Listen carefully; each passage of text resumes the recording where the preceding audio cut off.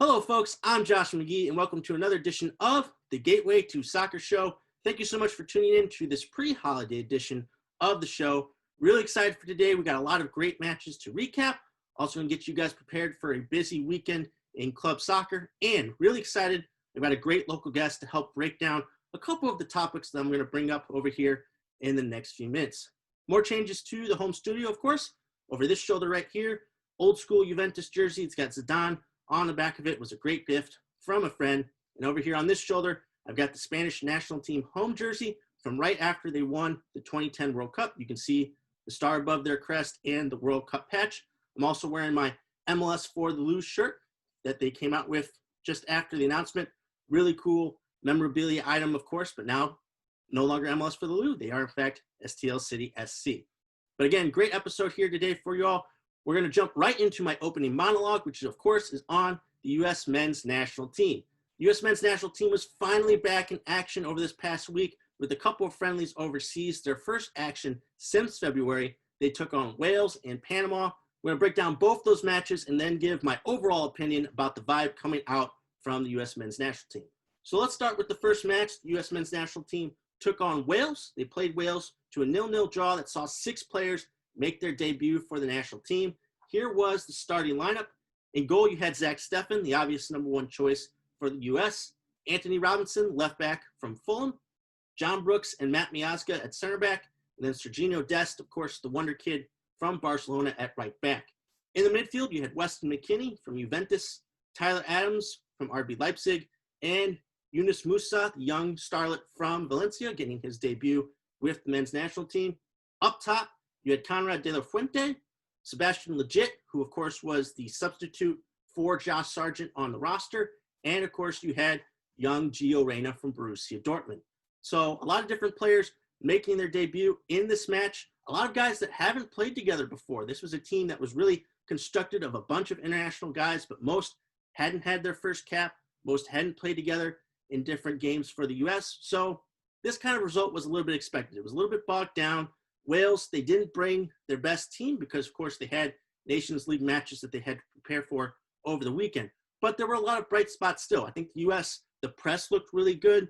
You saw a lot of different guys, young guys, really taking it to Wales, pressuring them up the field and forcing their offense back into their own end. There were some bright spots attacking-wise. I know De La Fuente had an excellent opportunity at goal that he didn't take. But again, guys were getting into the right spots. There was a real good passing movement. It was really cool to see the likes of Reyna, McKennie, and Adams working together in the midfield. So there were a lot of bright spots. A lot of guys also made their debuts. So it was a good return to action. It wasn't anything to get crazy about. And again, Wales not having their best squad, you have to take that with a grain of salt. But it was their first action back, first action for a lot of guys. I think expectations were pretty reasonably met in a 0-0 draw against an up-and-coming team in Europe. Now let's transition to the Panama match, again, versus a CONCACAF opponent, something we have to take seriously when it comes to World Cup qualifying here in the next year or two. Again, the U.S. went with a pretty young side in this match. Zach Steffen made another start in goal. Again, I don't really see right now him being challenged for that number one spot, especially if he starts getting some playing time at Manchester City. We had Serginho Dest moved over to left back, which was to make room for Reggie Cannon on the other side over at right back. That could be an option going forward for the U.S. Dest is pretty comfortable on both sides of the formation. His preferred spot is right back, but if the U.S. is still deficient at left back when it comes time for the World Cup, we could see Dest moved over to that left side. The center back pairing was Tim Ream from Fulham. Of course, St. Louis's own was the captain on the day, and he paired with Miazga, making another start at center back. In the midfield, same kind of midfield. You had McKennie, Adams, and Yunus Musa. Up top, some interesting starting players here. Uli Lanas Jr. was on one wing. You had Nicholas Gioacchini starting at striker, and Gio Reyna once again starting out on the other wing.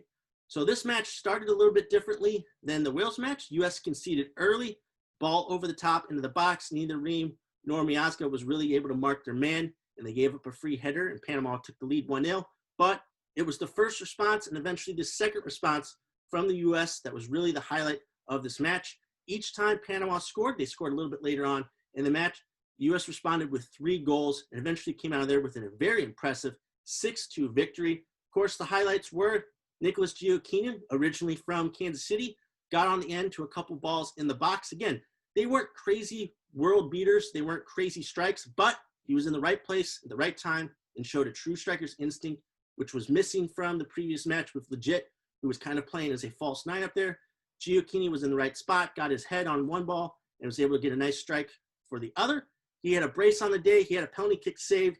That would have been a hat trick, would have been a great moment for him, but still, very impressed with him. You had Gio Reyna's free kick, which actually was the equalizer and tied up the match, which was really cool and creative.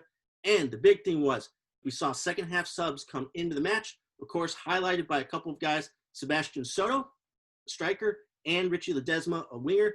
Ledesma helped set up both of Soto's goals in the second half with really impressive crosses. And once again, when Panama had scored, they made it 3-2. Game was still in the balance. Subs come in and really made an impact and put that game away late. So I think that's the main takeaway from this match is kind of that U.S. spirit, that fight back to be able to climb out of a deficit and rather quite comfortably come away with the victory. Really impressed with the young guys once again, and guys coming off the bench. Ledesma, outside of those crosses, also looked really good in possession. And even some of the starters, much like in the first match. You had Reyna, you had McKinney, really being active, getting on the ball. McKinney was breaking up play all over the place. Again, really impressive with his form and what he will be able to do in that midfield. I don't think you can come away with this with anything but positivity. Again, these are all still very young guys getting their first action either with the national team or first action playing together. We're going to want to see the likes of McKinney and eventually Pulisic play with the Reyna, play with the Sargent, play with some of the even younger guys coming into this U.S. roster. And for this match against a CONCACAF opponent, you could definitely see the vision that Greg Berhalter is trying to get past. Again, the press looked great. The defense, outside of those couple of goals, was able to lock up, and you had guys tracking back and making strong tackles. Again, I thought this was a really impressive display by the U.S., just coming back into playing some matches, first action since February in these games. Again, I think there's nothing but positive vibes right now. You can see the progress that a lot of these guys have made, and you just have to keep giving them more opportunities. They need to get time. They need to get minutes. Eventually, there will be more important friendlies and more important matches played. And eventually, we're going to get to World Cup qualifying, and you're going to want to see a lot of these guys involved with that team as well. So, of course, this wasn't a full roster. You had Pulisic and Sargent missing out. And, of course, some of the MLS guys will be involved. But as far as for the future goes, I talked about being ready for 2026. Not really knowing how 2022 is going to look in Qatar, but also just with the pandemic, how it set everybody back. I think the U.S. really has to prepare for 2026, and these are kind of steps that they need to take in order to do so. So great to have the U.S. men's national team back. Excited to see some of these guys that we had never seen before, and I think a lot of them definitely impressed and made an impression on Berhalter for a potential spot for a World Cup qualifying team. So, again, exciting times, I think, right now for U.S. men's national team fans looking ahead towards the future. So outside of the U.S. friendlies, there were plenty of important matches over the international break that I want to get to. I already talked about the Euro Championship qualifiers and who were the last few teams from last week to qualify for next summer's tournament. Now I want to focus on the Nations League. We had that wrap up over the weekend. I want to focus on the four groups from the A block because those are where the best teams played. And of course, we had four teams move on to the final of that tournament next October. So I already alluded to it with the Spain jersey. We got to talk about Spain versus Germany first. We had that matchup on Tuesday. It was for the right to move on to that four-team tournament final next October. Spain was just ahead of Germany in the group. Again, these are two heavyweights, right? While they may be experiencing some change and going in a bit of a younger direction with some of their players, these are still two of the giants of not just European football, but of world football. And Spain absolutely demolished Germany. Final score of 6-0. It was Germany's worst loss in a competitive match in their country's history. Think about all of the history of Germany, how great they've been throughout all that time. They have never experienced a loss quite as bad as this one.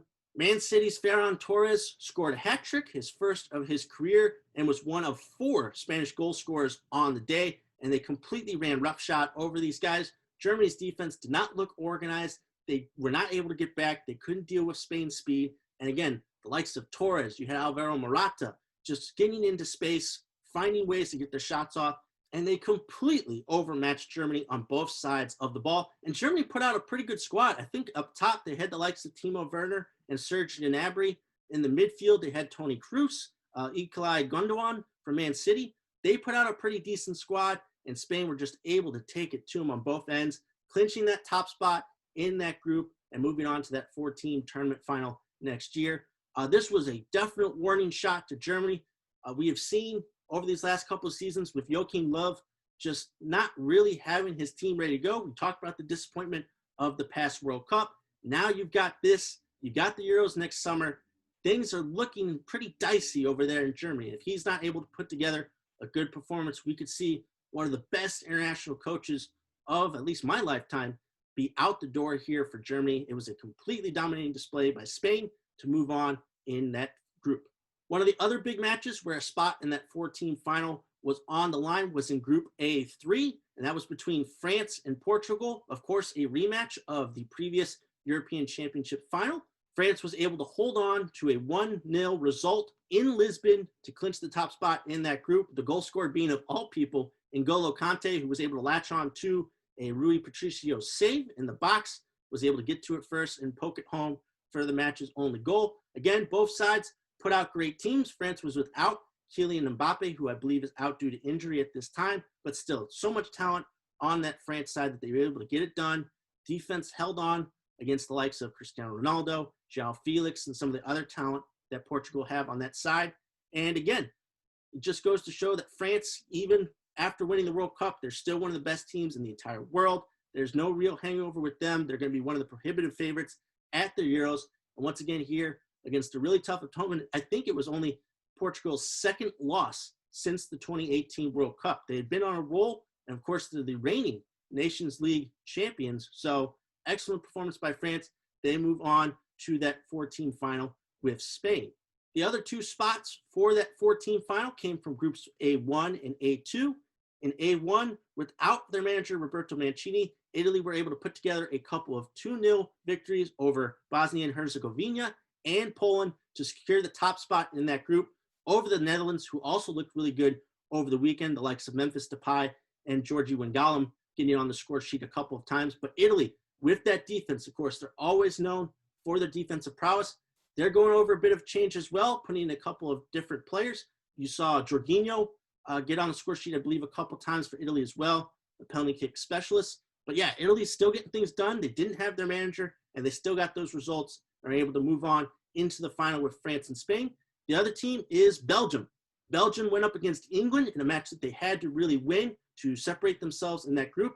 They were able to get it done, a 2-0 victory versus England. They only really needed a draw, I believe, to clinch that top spot. They had a little bit of a scare versus Denmark, but a couple goals for Romelu Lukaku were enough, and they won 4-2. Belgium, again, with this golden generation, they got so much attacking talent and a good base behind them in defense, and of course, Thibaut Courtois in goal. So they were the 4th team to join Spain, France, and Italy. Again, 4 heavyweights of European football. We're going to go at it for this tournament final next October. So again, really cool that we're going to see those couple of matchups. Could be some World Cup previews. Obviously, that'll be after next summer's Euros. So it could be a couple of World Cup preview matches there in October. Lastly, before I move on, I want to talk about some of the teams that were promoted up to higher groups and some teams that were relegated down to groups B and group C and group D. As far as promotion is concerned, Hungary, Wales, and Montenegro were some of the teams that stood out to me who will be promoted up towards the A groups and the B groups from some of the lower level groups. Again, also think about it. Hungary just qualified for Euros. Now they've qualified to move up in the Nations League. They're on a bit of a roll right now. Again, with Wales, we didn't really see their full squad against the U.S. men's national team. Those guys came in over the weekend and were able to get things done for their country. A couple of teams, though, that will be moving down in their group, specifically from Group A, who will be relegated from the top group in the Nations League: Bosnia and Herzegovina, Iceland, Sweden, and Switzerland. So especially I think Switzerland is probably a really shock to me. They're a really good balanced side. Sweden, we've seen them lose Zlatan Ibrahimovic and some other big-time players over the years. And Iceland, it just seems as though the fire has gone out just a little bit from their great runs in the Euros and the World Cup, of course, and they will be moving down towards Group B. So Nations League, again, some of these matches may not mean so much to these countries, but it's a good way of determining the hierarchy in Europe and which teams are on the rise and which ones are going down. So again, action-packed, Nations League over, We'll have that 14 tournament final next October with some big-time matches. But very busy weekend in UEFA football. Next up, like I had previewed on last week's episode, there's some World Cup qualifying going on right now in South America. And now that we are fully through the second round of it, here's how the table stands. Right now, Brazil still leads the group with a perfect record and a +10 goal difference. Really impressed with the 2 clean sheet victories they were able to have over Venezuela and over Uruguay. Again, they were without Neymar for these couple of matches, but they still got a ton of young talent. They were able to rotate and get things done. And again, the defense picking up those clean sheets was extremely impressive. Right behind them on 10 points, 2 points behind Brazil, are Argentina, who got a draw in their first matchup, but they were able to come out with the win in their second matchup. Again, Lionel Messi being a big part of the Argentina qualifying process. Was involved with a couple of those goals as well. Behind Argentina, we have Ecuador on 9 points, and right behind them on 6 points, we have Paraguay and we have Uruguay. But as of right now, Paraguay takes the higher spot because of their goal difference. The big shocker for me during the World Cup qualifying in South America this week was the fall of Colombia outside of those top 3 or 4 spots. Colombia had a horrible week, and I'm not really sure how to explain what actually happened. It started with a 3-0 loss versus Uruguay. Again, Uruguay still have Luis Suarez and Edison Cavani up top. It's a tough striker pair to deal with, but to come away with no goals and again, to lose Yerry Mina in that match to a red card, again, really tough for Colombia, bad setback, but it got even worse. So Mina was suspended for this upcoming match with Ecuador, who were fighting for a top spot along with Colombia. And again, I couldn't have seen this coming. A 6-1 beatdown by Ecuador over Colombia to jump them and to send Colombia outside of that top 4 at the moment. Again, the offense just didn't seem to be clicking. They've got talented guys, James Rodriguez, Duvan Zapata, Juan Cuadrado, but just were unable to really get things going. And the defense was just overwhelmed. Ecuador was scoring in all types of different ways. They were able to really create some space, take it to Colombia on the counterattack, and it was just a really shocking result from, again, Ecuador. They got a couple of guys that people have heard of, but mostly, again, those big-time stars are on the Colombia side. So they're going to have to go back to the drawing board and figure things out. I still like their attacking talent. I think they'll be able to get things figured out for the next round of qualifying. But this is a big setback by them, put them out of the top 4 qualifying spots. They're going to have to find a way, especially against some of the tougher opponents. These were not matches against the likes of Brazil or Argentina. Those are still coming for Colombia. So they got a little bit of a mountain to climb. We'll have to see if they'll be able to do it. And real quickly, before I move on, I do want to talk about the couple of friendlies that the Mexican national team had over the break. They played a couple of teams from Asia, South Korea, and Japan, and they were the victors in both those matches. They were able to come from behind to beat South Korea 3-2, and then they were able to comfortably beat Japan 2-0. Both those matches, Mexico kind of got off to slow starts. Of course, they conceded early in the South Korea match, but they really showed some great fight and has had some great second halves in both of those matches. And of course, the main thing being their talisman, Wolves striker Raul Jimenez, scored in both matches. You had Hervey and Chucky Lozano also score in one of the other matches as well. So again, Mexico have been on pretty good form lately. They're just getting back into the swing of things here, though, after a long layoff. But it's good to win both of your friendlies, of course, and have your offensive talent being on form. So good looks there by the Mexican national team. They'll be the top tough team, obviously, in CONCACAF for the U.S. to face. Excited to eventually see that matchup between those two sides when everybody's at full strength. Going to want to see the U.S.'s youth versus some of the Mexican national team players who are really in quite form or in their primes right now. So, again, overall, from the top 2 teams in CONCACAF, good showings there during the international break. Well, now that the international break is over, we'll have the long-awaited return of club soccer this weekend, and it's going to be action-packed, not just this weekend, but into next week. And, of course, the biggest thing will be the return of UEFA Champions League. After a couple of weeks off, we're going to have the second half of the group stage. We're going to have the inverse of the previous matches. So basically, the last 2 teams that faced off, you'll just flip where they'll be playing, and those will be the matchups. Again, it will be really exciting to see the top teams like Bayern Munich, Barcelona, Real Madrid get back underway. But I want to highlight a couple of the tougher and maybe more important matches in these groups. We're going to have PSG versus RB Leipzig. Of course, they're fighting it out there in Group H with Manchester United to try to qualify. Of course, again, rematch of last year's semifinals in the Champions League. But are we going to be able to see Neymar? Is he going to be able to recover in time from his injury? What about the status of Kylian Mbappe, who sat out these Nation League matches for France. So a lot of questions for PSG. Leipzig have shown that they can be a thorn in the side of PSG in the past, or at least in the previous match when they were able to come from behind and beat PSG. So we'll see. Important matchup there in Group H. Another important matchup, Inter Milan hosting Real Madrid. Again, it's really tight right now. In Group B, you've got Shakhtar Donetsk and Borussia Mönchengladbach also in that group. Not a lot of separation between the four sides.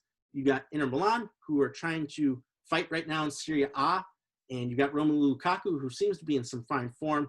Can Madrid once again find a way to pick up some points and start to climb in Group B? And then lastly, another matchup I want to highlight, Liverpool versus Atalanta. I almost want to guarantee that it will not be as bad as the 5-0 drubbing that Liverpool were able to put on Atalanta in Italy, especially because of Liverpool's injury crisis. We talked a little bit about their defense. No Trent Alexander-Arnold, no Joe Gomez, no Virgil van Dijk. There's potential right now that Andy Robertson could be missing the match over the weekend in the EPL. And of course, then that would lead to maybe being some doubt for the Champions League match next week. Jordan Henderson kind of in the same boat with his injury status. And then lastly, Mo Salah tested positive for COVID-19 over the international break with the Egyptian national team.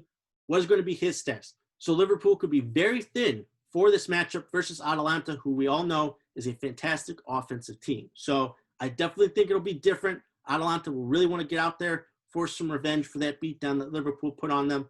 And it's going to be definitely a close matchup.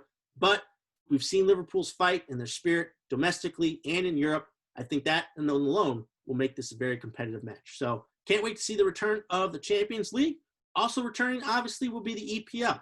And I want to highlight a couple of the bigger fixtures on this weekend slate. I'm going to start with Tottenham. They will be hosting Manchester City. Tottenham are currently in second place in the table and 5 points ahead of City. Historically, City have dominated this match in previous years, but they are still not at full strength on defense. They also still don't have Sergio Aguero. We'll have to see what type of lineup that they put out there. But Tottenham, of course, Heung-min Son and Harry Kane have been in some really great form so far this season. That's why they're second in the table. And Jose Mourinho, in those big matches, sometimes you really don't know what you're going to get out of them. But if they're on their form defensively that day, they can make this game ugly. And if they are able to do so, I think that would favor Spurs. So top of the table clash between two of the big six clubs. The other matchup I want to focus on is Liverpool versus Leicester City. Of course, just mentioned them in the Champions League, but the first opportunity we get to see Liverpool without all of these injured stars, without potentially Mo Salah, will be on Saturday against the side right now that is the current leaders in the EPL, and that would be Leicester City, because they've got Jamie Vardy, because they've been pretty good defensively as well. This is going to be a really tough home match for Liverpool. Obviously, they've dominated at Anfield over these past few years, but with all these injuries, can Jurgen Klopp find a way to manage his side and find some way to pick up the 3 points that they desperately need?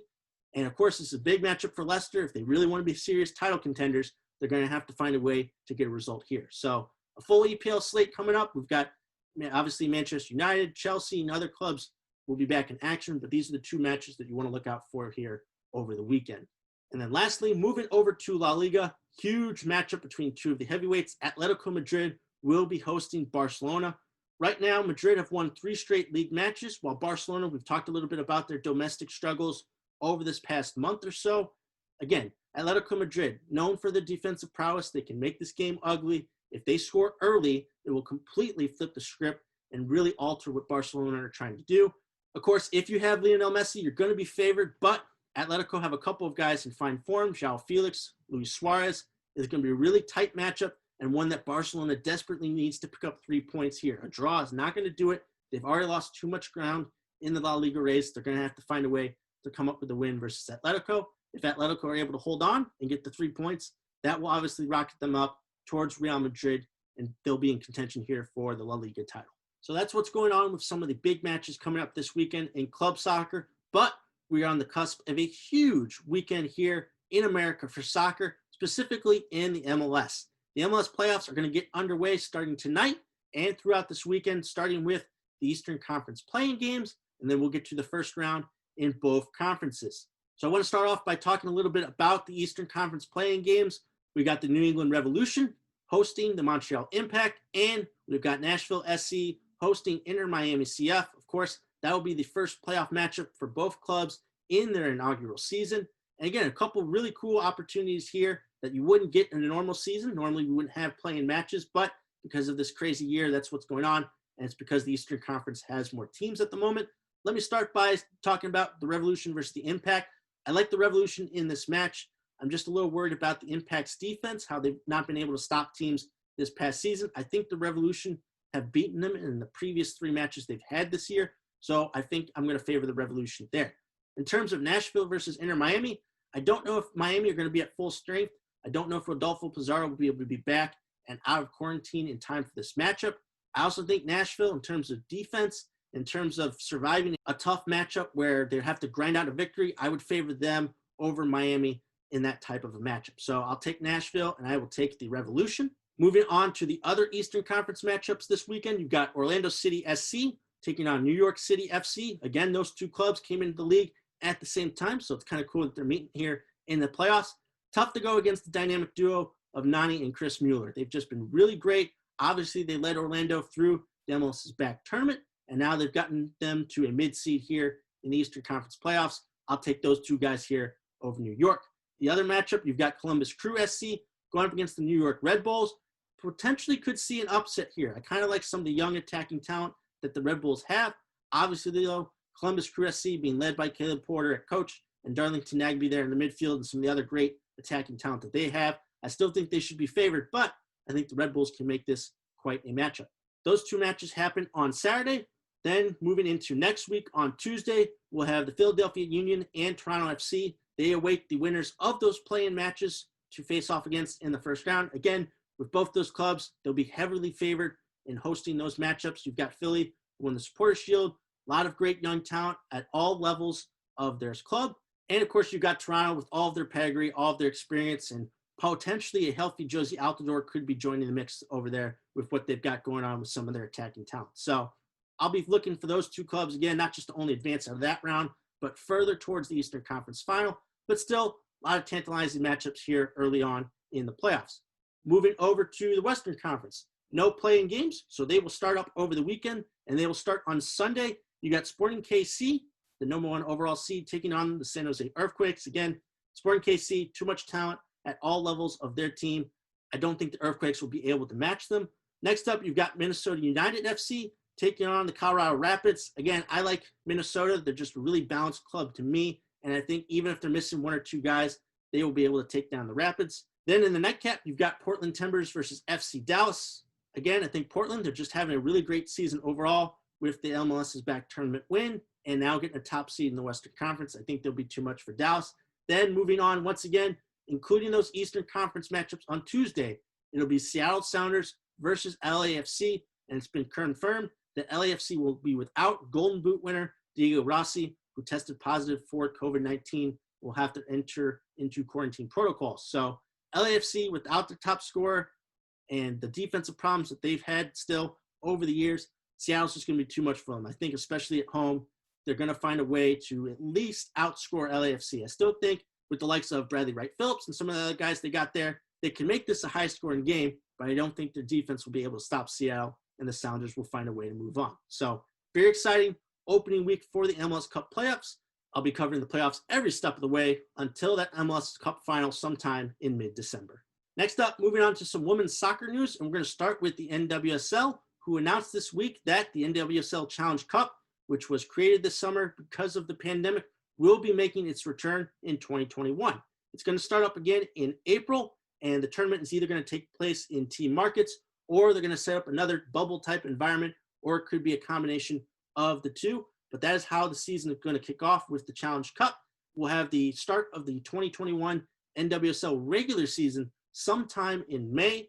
Each team is going to play 24 matches, and that will lead towards the playoffs, which will kick off in November. And it's going to be an expanded playoffs. Actually, 6 teams will be making that postseason in the NWSL. So big announcement by them. We saw the success of the Challenge Cup that it had in the summer, the ratings that it was able to get. So it's really cool, an innovative way to kickstart your season. They'll eventually then have the regular season with much more matches this time around, and an expanded playoffs can't hurt. Again, get more matches, get more eyes on the product. The NWSL announced a lot of success with CBS on this deal that they're able to have. So hopefully having more matches and having the Challenge Cup once again will be a great way to attract viewers. Next up, something that was really cool this weekend was NBC Sports Network putting on 2 important women's matches happening over in England. A couple of derbies were going down. You had Manchester United taking on Manchester City, and you had Arsenal taking on Chelsea. I want to focus in on the Manchester derby because it had a big time moment from a U.S. women's national team player, and that would be Tobin Heath. With her team down 2-0, Heath let loose a rocket of a shot that went flying into the back of the net. It was the catalyst for a comeback for United. We were able to tie up the match at 2, which is where it ended, a 2-2 draw. Of course, Heath's goal was the big storyline, but Christian Press, Sam Ewis, and Rose Lavelle all featured in that derby. Really cool to see that amount of U.S. women featuring in that type of a match. And again, Tobin Heath's goal, if you haven't seen it, go look it up on YouTube. It was a fantastic strike. And it was really cool to be able to see it, that match was actually played on NBC Sports Network. So I'd like to see some more of those types of women's matches on TV to not only expose people to how the U.S. women are doing over there, but also to see that type of product there on the international stage. Speaking of the U.S. women's national team, they will be making their return to action this month when they have a World Cup final rematch in a friendly versus the Netherlands. The roster was actually announced for that friendly, and plenty of big names were able to make it, including the likes of Alex Morgan, who is still making her comeback after a long layoff due to her pregnancy and the birth of her child. You got Crystal Dunn, who obviously just made a big move from North Carolina to Portland, and Becky Sauerbrunn, of course, local St. Louisan, who could potentially earn her 178th cap for the national team. Just a tremendous career by her and a tremendous accomplishment to still be getting calls towards the national team. So really excited to see the U.S. women back in action this month. And again, against a really high caliber opponent, a rematch from that past World Cup final versus the Netherlands. So again, we got the men's national team back this past week, and pretty soon we'll have the women back in action as well. And then real quickly, just a couple of news and notes from the USL Championship to get to. A new club who will be starting things up in 2021, Oakland Roots SC, named their former head coach Jordan Farrell as the club's first technical director in the USL Championship, and named former assistant to Farrell, Dario Pop, as the club's head coach. So again, really cool to see Oakland starting up next year with their inaugural season in 2021. Got the technical director, who of course has been with the club for a long time now, got their head coach, same type of format. Really cool to see that type of promotion at a club, and interested to see what they'll be able to do in their first season. On the opposite end of the spectrum, with a club who's been in the USL Championship for a while and have competed at a very high level, Louisville City FC will have a different look next season. They unveiled their new logo. Let's just say I was pretty comfortable with the logo that they've had over the past few years, but still, they've been pretty successful in pretty much everything that they've done. I'm sure that this logo will grow on fans. What, of course, was the bigger news is they were able to lock up MVP finalist Cameron Lancaster to another deal. He will be back with Louisville next season to lead that line. And once again, the rich, I guess, stay rich because of the ability that they've had to retain players over the years, keep the same squad together. Louisville, no doubt, will be near the top of the Eastern Conference in some type of format next season. While there wasn't too much STL professional soccer or local soccer news that broke over this past week, I thought it'd be a great idea to bring in a guy who's had his finger on the pulse for STL soccer over these past few years, as well as soccer here in America. He's been doing some great work for a couple of the shows that he is a host of. I thought it'd be a great time to bring him in and talk a little bit about some of the latest soccer news and events from these past few weeks. Hope you'll enjoy. Well, I'm excited to be joined by today someone who's based locally in St. Louis, who's done some excellent work covering soccer. He's the co-host of the USL Show, which is on the Beautiful Game Network, and he is the host of Flyover Footy, which is an independent podcast covering soccer here in St. Louis. Happy to be joined by Phil Grooms. Phil, what's going on, man? Not much. Thanks for having me on, dude. This is going to be fun. I'm excited, man. Again, I love all your work on the multiple shows that you're involved with, some of the writing that you've done as well. But I've seen you at a couple of St. Louis FC events, but we hadn't met in person, so I kind of want to learn a little more about you before we dive into some of the soccer. Just interested to hear you talk a little bit about how you got involved with soccer in the first place and a little bit about your career journey. Yeah, I started looking, I guess I wasn't that much into soccer until, I was following the national team, and I was looking for a team to kind of cheer for. And then all of a sudden St. Louis FC popped up on my radar, and I started following them in their first season, but I didn't really podcast at all. But I was looking for more information to geek out a little more. I was getting obsessed the more I watched them. And I was like, there's really not much out there other than the Luligans, who have a very specific tone. You know what I mean? And I thought, well, I'll just start doing something and see how it goes. And it didn't go well at first. I wasn't very good. I didn't know enough about soccer, but I've had enough friends to kind of help educate me. I've geeked out, Total Soccer Show and Scuffed have educated me a little bit. And, it's just fun to talk about soccer. That's what I love the most. And I've been able to kind of stick around. I'm still here, kind of, I guess. So you go on this journey, and you go through all the ways through the industry. You help create a couple of shows. You've been doing this now for a few years now. And then we get to 2020, right? And basically across the board, the pandemic and everything with it has kind of shut down a lot of people's work, and it's made it a lot harder for everyone, basically. But I wanted to know this year specifically, as it pertains to your work and your professional career, how has this affected you, and how have you guys been able to get through it with some of the work on your shows? In a lot of ways, podcasts are almost better off. And, a lot of people are stuck at home. I wasn't. I was still kind of working through most of it, but I had a couple of weeks off and I got some articles out. I was like, man, this must be what it's like to have time to write. You know what I mean? I wish I could write more. And podcasts really do. A lot of my guys at Mongols, they're all busy. We're dads and we got full-time jobs, but podcasts are fast enough where you record for an hour, you can edit it in as little as 10, 15, 20 minutes, and you can put it out. Writing's a very different beast, and it's hard to be good at that. But podcasts are just a long conversation. People geek out together for a little bit of time, and it's fun to listen to. At least I like it. Something I can do while I work. So it just worked during the pandemic. But, the season itself was short, and man, it was just hard. It was hard to focus as time went on. I kind of lost it at the end there, but as far as getting through it, I'm just glad we had soccer. Don't you remember? I don't know how you felt, but I was just so glad that we had our first couple of games, that I got to go to a couple. I don't know what you felt about all the other pandemic stuff. Well, I'm glad that we went to the opening match for St. Louis FC versus Miami, right? And there was a lot of change, obviously. Steve Trishu's first game there, and just having that big win. I'm glad we had something with the full aesthetic, with the crowd and everything like that. And I'm with you. I'm still pretty happy about the season in general. We'll get a little bit more into that here in just a moment. But I was happy to have soccer throughout that time, still have stuff to do, and feel relatively safe about attending matches and still getting to cover things. Because, with no fans there, fans are going to want to continue to follow their teams. And there's not really much around to be able to do that with the pandemic. So I was glad I was able to still get out there and do that, at least for St. Louis FC.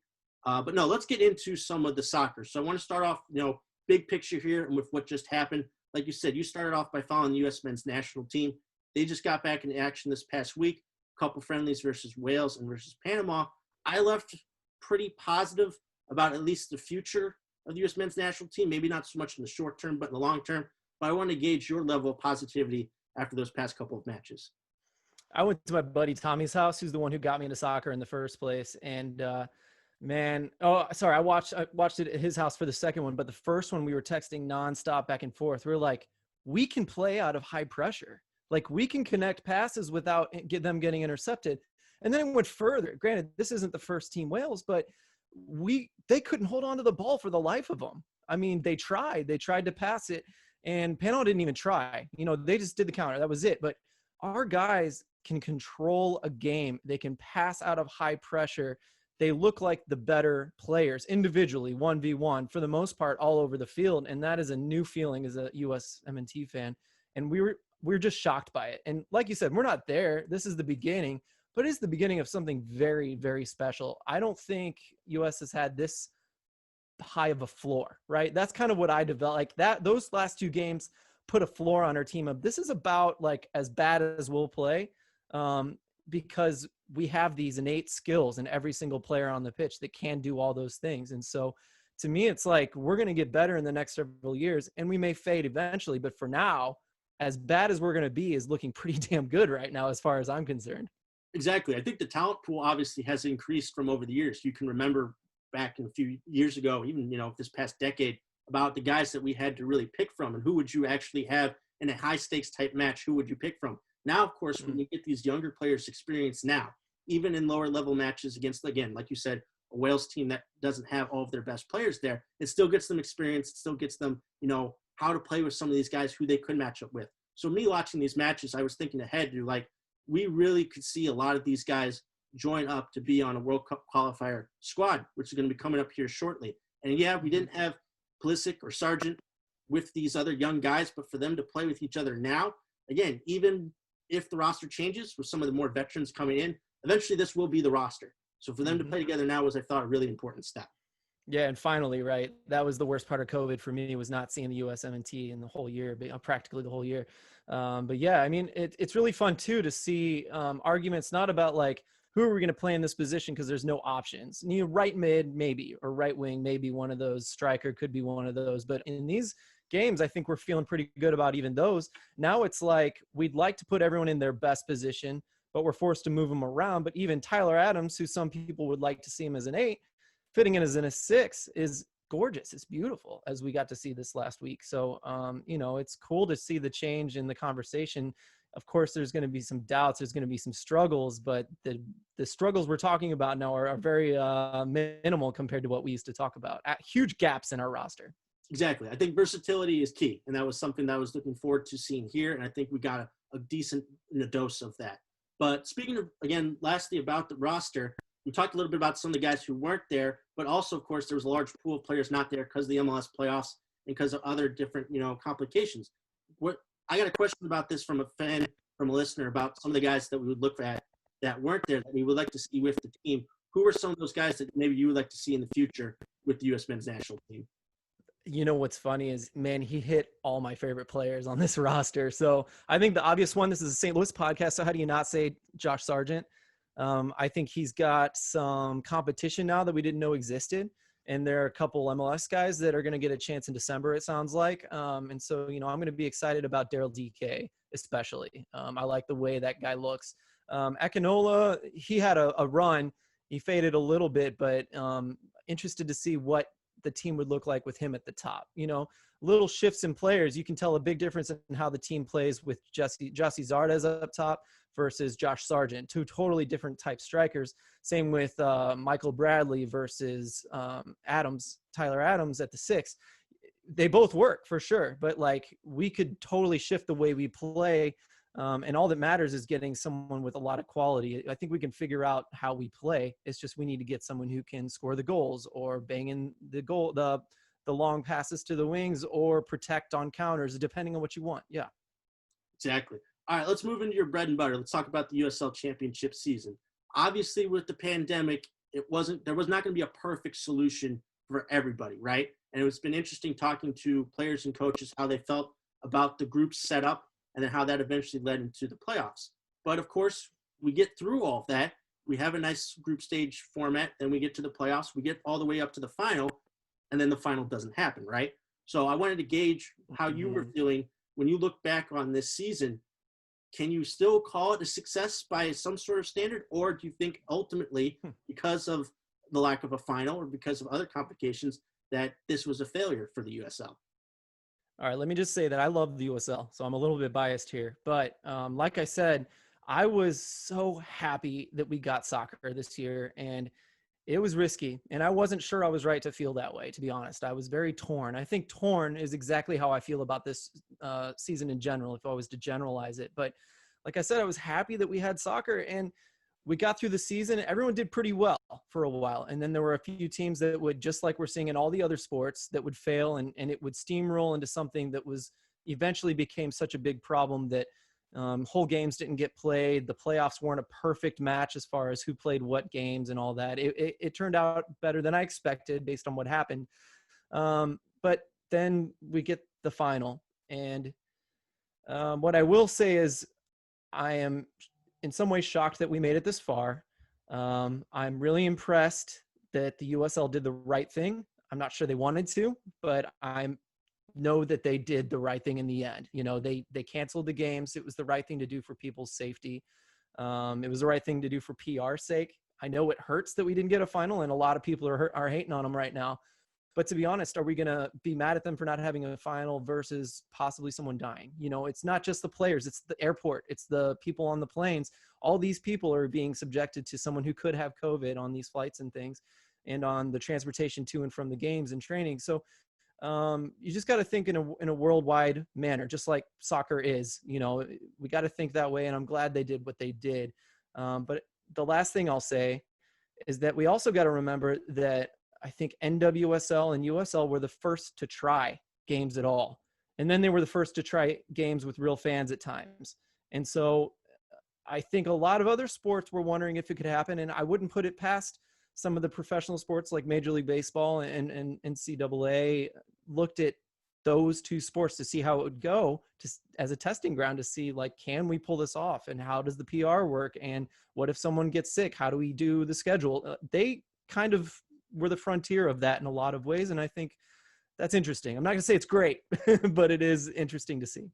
Yeah, I think that it wasn't so much an anger with not having the final. It was just a disappointment and just the accusation and the realization that in this era and in this time, we just weren't going to be able to get this far and do it. I still think that the season overall was a success. I really did like the group stage. I mean, obviously, we got to be a part of one of the best groups involved. So that was obviously an added benefit. But we were able to get through that. We had a very entertaining playoffs. And while we don't have that one singular champion, we have a clear champion from the East and a clear champion from the West. And I think that at the very least, given the circumstances, we can hang our hat on that. So still very entertaining season. We got to see some great performances from guys on new teams. And of course, guys who've been successful so far in years past, again, continue to be successful. So looking ahead to 2021 and the hope that the season that we get will be a little bit more normal and a little bit more elongated. What are you looking forward to next year? What has you excited? Well, they're starting in May, and so I'm interested to see how that works. I think that's close to a European schedule, and a lot of people have said that won't work in the United States, and so let's see. We're going to find out. So that'll be fun. We have Oakland Roots coming in. I think Queens, one of my Queens FC, I forgot what their title is. What's wrong with me? But the Queens in New York, they're going to start. That's going to be a really awesome team. Two awesome teams coming in.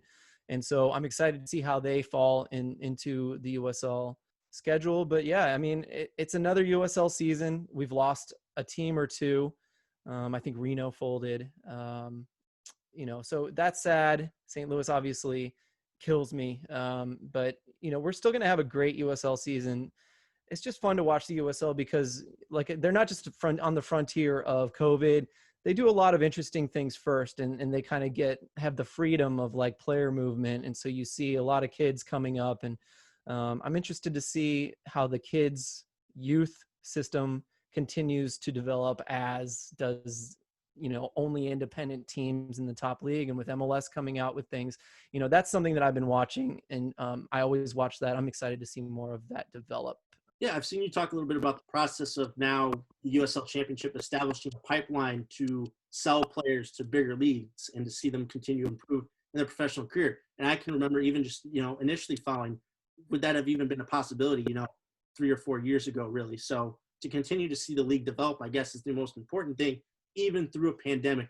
To put something on like this just kind of shows that, hey, they've been able to grow, they've been able to do it. And then, of course, you saw the viewership numbers for ESPN Plus and some of the other matches that they were able to put on, how that's improving as well. So continue to improve that, I guess, would be also something to look forward to for next year. You mentioned them. While I have you here, got to talk about St. Louis FC. Again, club that you've been following since you've not just gotten into the business, but you've been following just as a fan.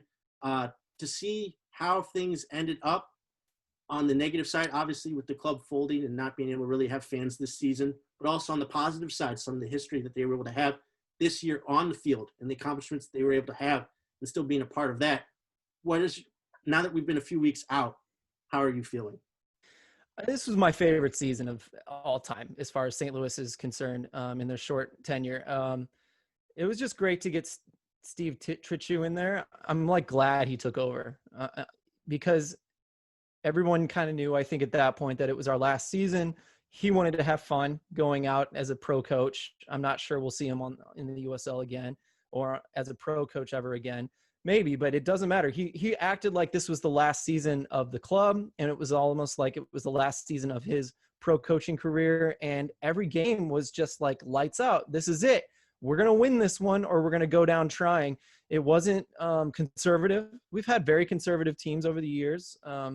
That's debatable, but I'll move on because that's too long of a story. But this was all out every time. We felt like this was the end or we had to win. And so it was just so much fun to watch that. We saw the most attacking St. Louis FC team we've ever seen in spades this year. It was fun to have Wallfall in there to watch him work the midfield, and Tyler Blackwood and all the talent around the field. Our back line, debatably the best back line in the USL. I know I'm biased, but that's how I felt. I'm really excited to see where those guys go, but what a great season. I think it was really important to me that we made the playoffs, but with that group, I wasn't sure it was going to happen. I was so proud of our guys all up to the last minute, going through or not, that they did so well. And it was just such a bonus to see another couple of playoff games after that. It was such a fun season. I loved it. I think something that was really cool that struck me was kind of the symmetry of 2019 and 2020. 2019, you get the Open Cup run and all the things and good things from that, but you don't make the playoffs. And then you get to 2020, you make the playoffs. You have big time moments against some of your rivals. You beat Louisville on the road for the first time in club history. You make the playoffs. You win a playoff match. So basically, St. Louis FC fans were able to get the best of both worlds these past couple of seasons. And I think you hit it on the head, just to see the attacking prowess and depth. Obviously, that was a big point in the offseason, but they couldn't have even imagined why they would need it with the pandemic coming. And obviously see that on display and to have that work out. And then on the final day to get in the playoffs again. I think if you're going to send fans off, even if they're not there, this was truly the best way to do it. And again, truly a great accomplishment that they were able to get through this season and to have these great moments before the team fell. So again, it's been a joy. I know you enjoyed it as well, covering getting to be up close and talking to some of these players and coaches and things like that. But it's not just the on the field success, it's the people that you meet along the way and how great they were. So we'll obviously both miss them, but looking ahead, obviously there will be new kids on the block in a couple of years, and that'll be St. Louis City SC. We've obviously seen a couple of hirings in the front office. We have a sporting director, of course, is probably one of the biggest hirings. But in terms of looking towards the future, how are you feeling so far about the current hirings, and what are you hoping for, or what are you thinking might be the next big shoe to drop? Oh, gosh. I think we're all waiting for the coach. I'll answer the last question first. That's the big one, right? I think it's really cool that we got the sporting director we got. He's kind of a crazy one, and I think in a good way. It'll be fun to watch him. I hope his sporting decisions end up being good. He seems to have an ego, and that's fun, but that can go bad as well. But I'm not worried about that right now, because so far it looks like, I don't know, I'm getting kind of two vibes from this, and I feel like they're fighting themselves internally, and I'm really glad they are, because I do think they naturally go very, very corporate. Like they are enterprise, and they are from enterprise, and they're going to hire the best, and they're going to look for the best people, and they're going to build the right building. But the people that they're looking for are very corporate as well. Just naturally, they're the kind of people they're hiring. And I think that's really awesome. But all the romantic things we just talked about with St. Louis FC, of course, that's where my heart is. Again, I'm super biased in that way. And I'm trying to remove myself from it. But I am thanking the heavens that they got a guy like Vince Coe there. And I like the recent hires of, I'm blanking on their names, but like getting the guys to kind of keep an eye on homegrown talent. I'm enjoying those three hires. They're very local guys, especially Charles Rankin. I don't know the other two. I don't know Twelman that well, and I don't know the guy who played for AC St. Louis very well. But I know Charles Rankin keeps an eye not just on Scott Gallagher, not just on St. Louis FC, which he does, but he's got pictures on his Instagram with players well outside of that world. And those the world we need to tap, as well as some of the best players in the region. And so I'm really excited to see that. I'm glad that we have a balance of the homegrown, the hominess, and I hope they listen to those guys a lot. And they don't just go off on their corporate side and give orders from above, because we do feel like that's happening to a certain extent, even though the decisions have been very good, I will say, so far. I just hope there's a nice, healthy mix, and that someone like Vince Coe has a big voice, because I think he'll really nail it if they listen to him. Yeah, I've been impressed so far. I think the cool thing with these recent hirings is all three guys not only have experience at the academy level and all have ties to St. Louis, of course, but they're three guys from very diverse backgrounds. And I think that's going to be the key here for the front office, is continue to be diverse, but have that St. Louis type feel. The other word I would use is modern. I mean, they created a new position, basically, obviously, for Matt Seebeck. So to see that modernization of the front office, how can you pair that with on-the-field stuff, and for soccer decisions, coach, players, and et cetera. So I'll be interested to see next year when it comes to those decisions, how those two kind of interlock and what will go into some of the decision makings there. But yeah, I've been pretty impressed so far, and I'm encouraged, like you said, Yeah. there are people behind the scenes that you trust will be able to have an impact and will be able to have a voice. So that's the big thing. Phil, I want to get you out of here on this. Like I said, again, I've really been impressed and like your work with some of the shows that you're involved with. Again, the USL show and with Flyover Footy. Talk to me a little bit about what's the most fun about being involved with those shows, and for people who are looking to pick up some new ways to listen in on soccer coverage, what they can expect from you guys. It's just fun. It's banter. It's, what do I call the USL show? Like The View, but for soccer. We're not giving news out. We realize at some point that that's not what we're there for. We're there to kind of give opinions. And I think the best thing about the USL show is we'll usually kind of give a middle ground. There are times where we disagree and we go really strong the other way, but usually there's a disagreement when we go pretty extreme. And so I think it's just like a calm, settling voice for the soccer world, for the lower leagues, for the most part. And it'll keep you informed, and it's fun. And it's fun for me. It's just like a bunch of guys hanging out, drinking, and talking about the USL. And it's so fun that people actually listen to us because the interaction makes it better. And that's what Flyover Footy is too. I'm really lucky to be able to talk to the guys that are on the show. We got Santiago, we got Matt Baker, we got Stuart Hooker, and I wouldn't want, and if I had an all-star cast of guys I just want to sit around, drink beer, and talk about St. Louis soccer with, that's it. And so it's been fun. I think I'm praying for that vaccine to work because we don't want to freeze outside and we don't want to do it inside. So that's been the trouble with that so far. Exactly. All right. Where can people go to find episodes of both those shows and also follow you more and follow your work? The Beautiful Game Network is what both those shows are on, which is bgn.fm online. But on Twitter, it's at FlyoverFooty, at Phil Grooms with 2 L's and 2 O's, and then the USL show for Twitter. That's the best place to find us. Awesome. Well, thank you so much, Phil, for joining me on this show today. Again, you can check out Phil with some of the shows that he is involved with and on Twitter. And Phil, looking forward to hopefully a more normal soccer season in 2021 and more of your work. All right. Thanks, man. Thanks for having me, dude. My thanks to Phil for joining me on the show. That'll do it for this episode of the Gateway to Soccer Show. Thank you so much for tuning in. As always, don't forget to like, comment, and subscribe to my YouTube channel. Programming note, I'm going to be off next week. No new episode. Everyone, please have a happy Thanksgiving. When it comes to what I'm thankful for, family, friends, and health seem to mean a little bit more this year. And I'm so very thankful that none of those for me are in short supply. Again, everyone have a happy Thanksgiving, and I'll be back here again in a couple weeks to talk some more soccer. Thanks again.